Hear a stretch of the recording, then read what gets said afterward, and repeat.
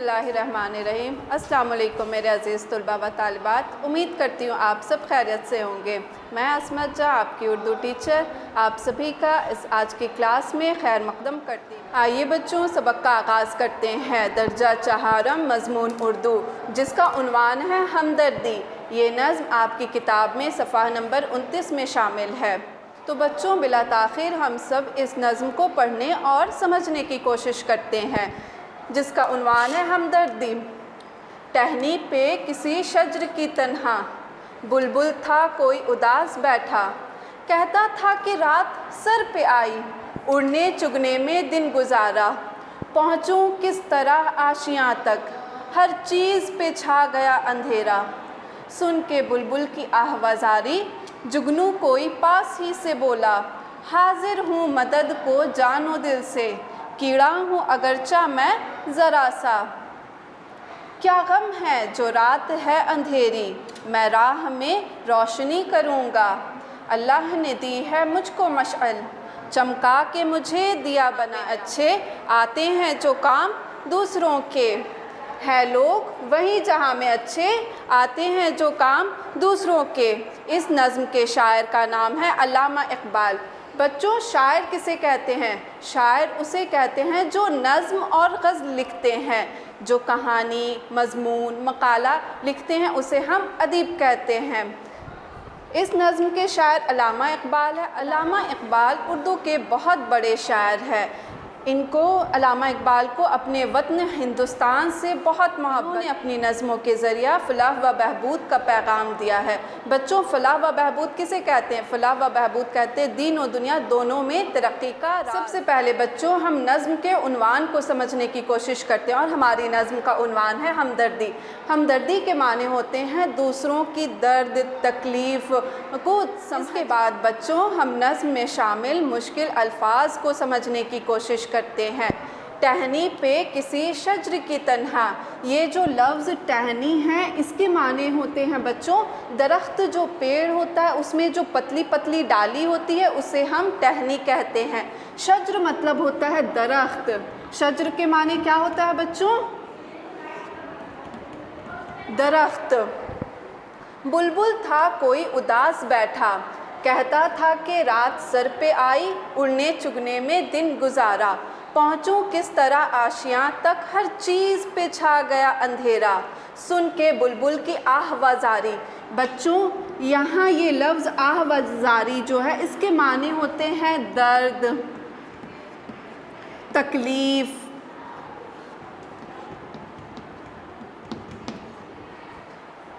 आहवाजारी के माने क्या होते हैं? दर्द, तकलीफ़।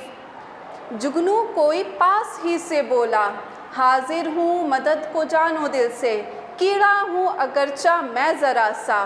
क्या गम है जो रात है अंधेरी, मैं राह में रोशनी करूँगा। बच्चों, राह किसका होते हैं? अल्लाह ने दी है मुझको मशअल। मशल कहते हैं बच्चों, आप लोगों ने पहले ज़माने में जब गांव में जब इलेक्ट्रिसिटी का सिस्टम नहीं था, बिजली नहीं होती थी, तो लोग पहले ज़माने में इस तरह लकड़ी का एक ये डंडा होता था जिसमें वो लोग कपड़ा ये लपेट कर उसमें आग जलाते थे। तो वो उसे ही जो लकड़ी के डंडे में जो रोशनी, जो आग होता है, जो आग के ज़रिए जो रोशनी राह में जो रोशनी बिखेरती है उसे ही मशल कहते हैं। अल्लाह ने दी है मुझको मशल, चमका के मुझे दिया बनाया। है लोग वही जहाँ में अच्छे आते हैं जो काम दूसरों के। हम इस नज़्म के सबसे अहम मौजू को समझने की कोशिश करते हैं। अल्लामा इकबाल ने ये नज़्म क्यों लिखी और इस नज़्म के ज़रिया वो हम सब तक क्या पैगाम पहुँचाना चाहते हैं। अल्लामा इकबाल की ये नज़्म हमदर्दी है जी। इस नज़्म में उन्होंने एक छोटी सी कहानी के ज़रिया हम सब में हमदर्दी के जज्बे को फ़रोग़ देने की कोशिश की है। आइए बच्चों, इस नज़्म की जो छोटी सी कहानी क्या, उसे समझने की कोशिश करते हैं। یہ دیکھیے ایک چھوٹی سی کہانی ہے، ایک ٹہنی پر یہ جو شجر ہے، درخت پر ایک بلبل بیٹھا ہے اور وہ بہت اداس ہے۔ وہ کیوں اداس ہے؟ دل میں دانہ چگتے چگتے اس کو گھر اپنے گھونسلہ تک جانے میں لیٹ ہو جاتی ہے، تھوڑی تاخیر ہو جاتی ہے، اس لیے وہ بہت پریشان اور اداس بیٹھی رہتی ہے۔ یہ اس کی پریشانی اور اداسی کو کون سنتا ہے بچوں؟ اس کی پریشانی اور اداسی کو جگنو سنتا ہے۔ جگنو ان کے بلبل کی پریشانی کو سننے کے بعد کہتا ہے، حاضر ہوں مدد کو جان و دل سے، کیڑا ہوں اگرچہ میں ذرا سا، کیا غم ہے جو رات ہے اندھیری، میں راہ میں روشنی کروں گا۔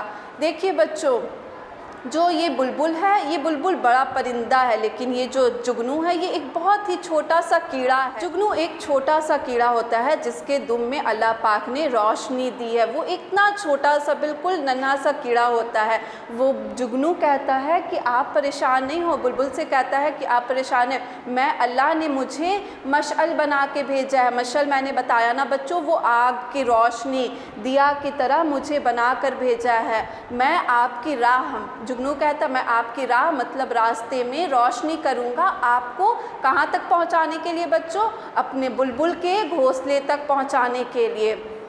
اس نظم کے آخر لائن میں علامہ اقبال نے ہمیں کیا سمجھانے کی کوشش کی ہے لوگ وہیں جہاں میں اچھے آتے ہیں جو کام دوسروں کے۔ آپ لوگ ہمیشہ یاد رکھیے گا، اللہ پاک مخلوق کی تخلیق کی ہے، انسان، جانور، چرند، پرند، ساری مخلوق کو تخلیق کیا ہے اور اس میں سب سے افضل بنایا ہے انسانوں کو، جسے اللہ نے اشرف المخلوقات بنایا ہے۔ اشرف المخلوقات کسے کہتے ہیں بچوں؟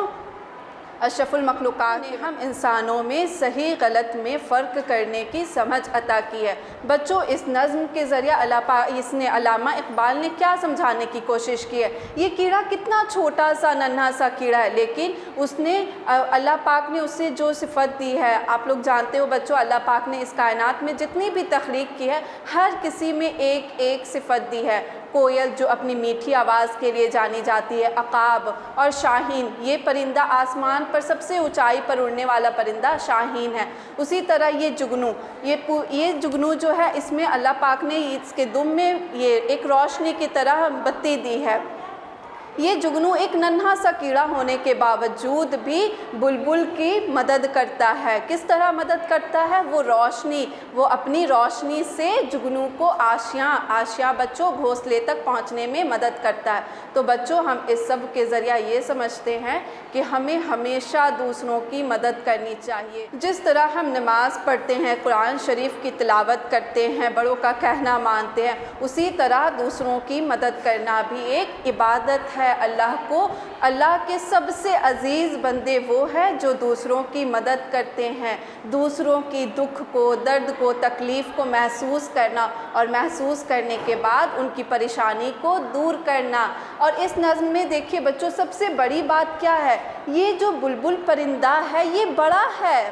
بلبل آپ لوگوں نے دیکھا ہوگا، یہ ایک پرندہ ہے جو سائز میں بڑا ہوتا ہے، لیکن یہ جگنو کیڑا ہے۔ کیڑا اسے کہتے ہیں جو سائز میں چھوٹا ہوتا ہے۔ جگنو بہت چھوٹا سا کیڑا ہے، وہ اتنا چھوٹا ہونے کے باوجود بھی اس نے بلبل جیسے پرندے کی مدد کی۔ اس نظم کے ذریعہ ہمیں یہ سبق ملتی ہے کہ ہمیشہ ہمیں دوسروں کی مدد کرنی چاہیے، خواہ وہ چھوٹی ہو بڑی۔ اس نظم کو گھر پر زمانی یاد کریں۔ امید کرتی ہوں کہ آپ کو یہ نظم سمجھ آ گیا ہو۔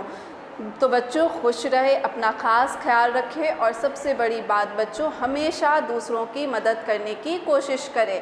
جیسا کہ ابھی گرمی کی چھٹیاں چل رہی ہیں، کھیل کود کے ساتھ ساتھ پڑھائی پر خاص توجہ دیں بچوں، کیونکہ عطر لگانے سے صرف کپڑوں میں خوشبو آتی ہے، لیکن تعلیم حاصل کرنے سے کردار مہک اٹھتے ہیں۔ شکریہ۔ السلام علیکم۔